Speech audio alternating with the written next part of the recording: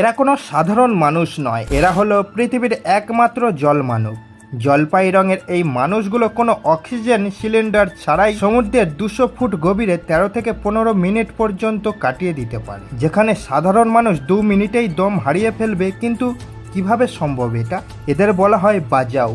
এরা কোনো জমিতে থাকে না, বরং চিরকাল সমুদ্রের বুকেই ঘর বানিয়ে বাস করে। হাজার বছর ধরে সমুদ্রের নিচে ডুব দিতে দিতে এদের শরীরে এক অদ্ভুত বিবর্তন ঘটেছে। বিজ্ঞানীদের গবেষণায় দেখা গেছে সাধারণ মানুষের তুলনায় এই ব্যাজাও উপজাতির মানুষের প্লিহা বা স্প্লিন আকারে 50% বড়, যা এদের রক্তে অক্সিজেন ধরে রাখতে সাহায্য করে। কিন্তু এই গভীর সমুদ্রে তারা কার সন্ধান করে? সমুদ্রের তলদেশে এরা এমন এক প্রাণীর মুখোমুখি হয় যা দেখতে যতটা সুন্দর ততটাই ভয়ঙ্কর।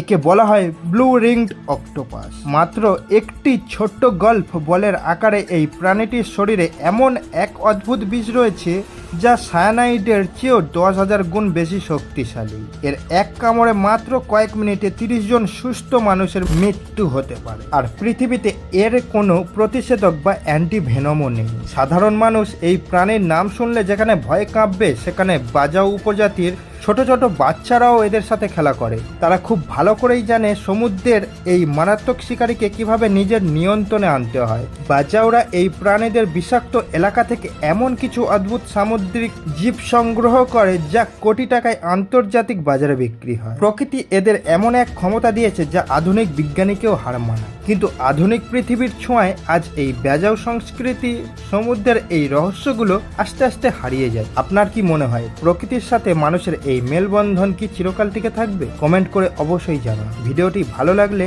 লাইক এবং শেয়ার করতে ভুলবেন না। ধন্যবাদ।